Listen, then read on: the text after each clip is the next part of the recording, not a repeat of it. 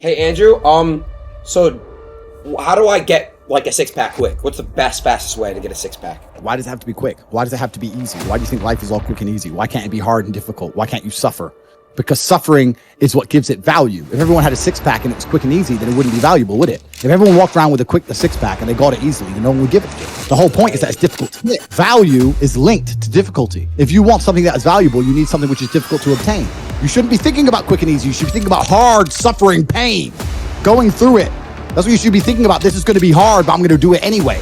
Because when it is done, then everyone's going to know that I went through something difficult. Nobody, absolutely nobody, gives a fuck about you as much as you're going to have to. Nobody cares about you as much as they need to care to fix your life. But nobody is going to come to your bed, drag you out of bed, drag you to a job, force you to work hard. You are never going to have any of the things you want if you do not get them yourself. The only person who's going to make me happy and live a life that I want to live is me. Nobody's going to do it for me. People say, Tate, what motivates you? And I find that I think that's a stupid question. I was a 4-time kickboxing world champion.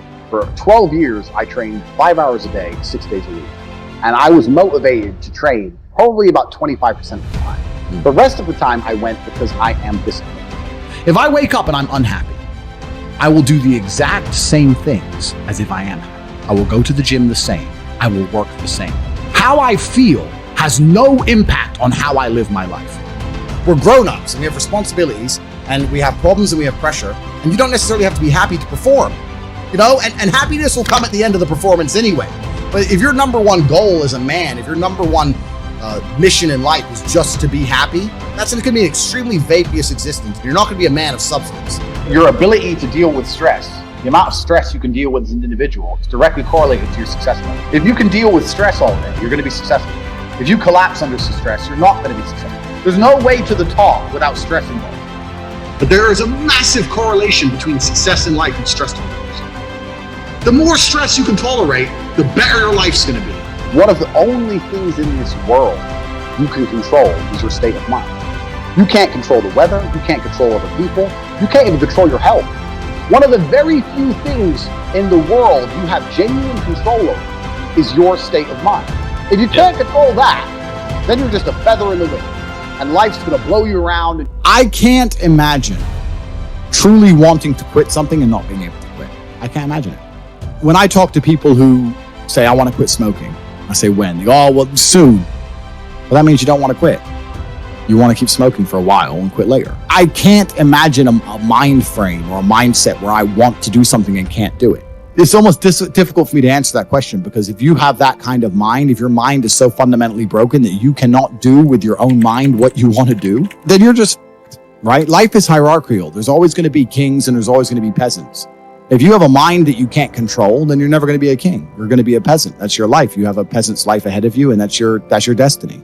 Enjoy, right? There's always been peasants. That's life. But I believe that the most important thing you can do as a man is to gain control of your mind. Once you have control of your mind, life is so ridiculously easy.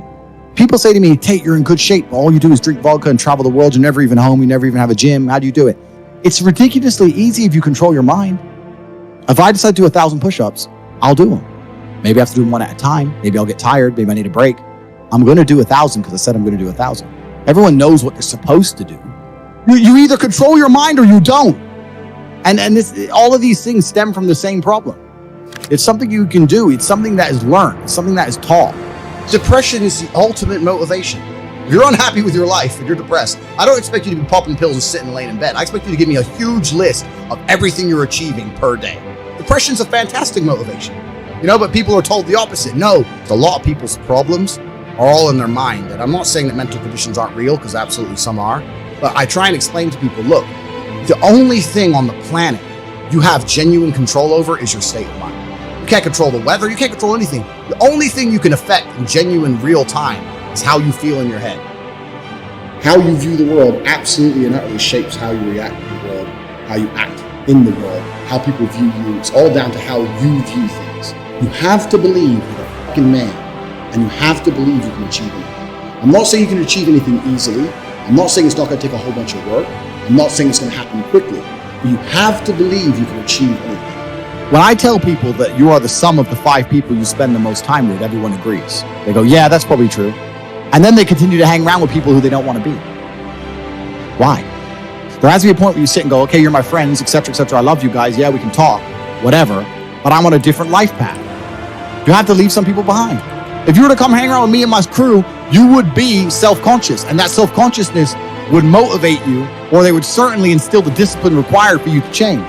You don't feel self-conscious amongst your peers. That's why you don't change. When I was broke, I couldn't sleep. And I say that, people laugh. I'm not joking. When I wanted money, like fucking I needed air. People say to me, I want to be rich. And I say, okay, well, I want to be able to ice skate. But I don't want to be able to ice skate enough to go learn how to ice skate, because I can't be bothered. I mean, surely if I could click my fingers and be a figure skater, I'd click my fingers. Who wouldn't? But I don't want to actually go train, because I don't want it enough. And this is the exact point with money. Everyone wants money put on their lap.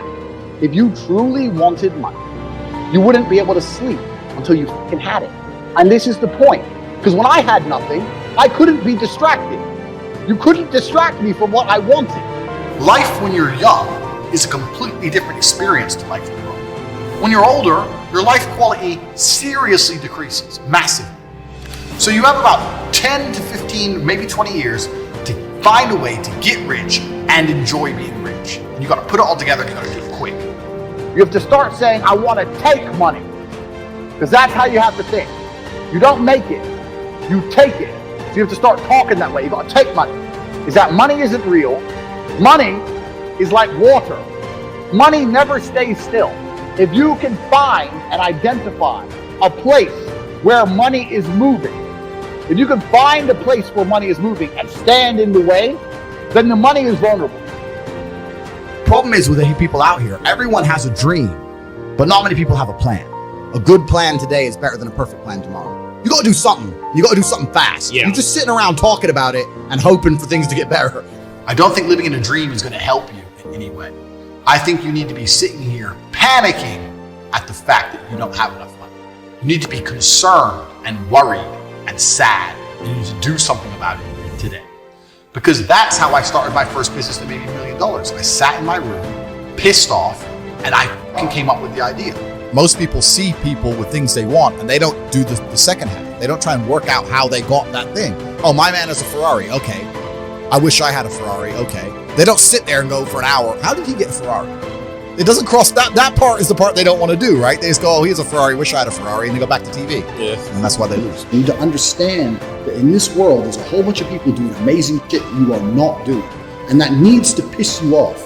Because it pisses you off, you become motivated all of a sudden. You need to be annoyed, and I'm telling you to be angry. Anger is a fantastic force. You take that anger and you direct it in the correct direction. And listen, you may feel fired up for 10 minutes after this little talk. But you're not going to feel fired up forever. You need to put systems in place. You need to get discipline. You need to get an atmosphere of people around you who are going to keep you accountable and not make it easy for you to continue to be a fucking nobody. And then you're going to fix your life. Otherwise, you're going to stay a nobody. If you were genuinely pissed off about your situation, you would not need me to motivate you.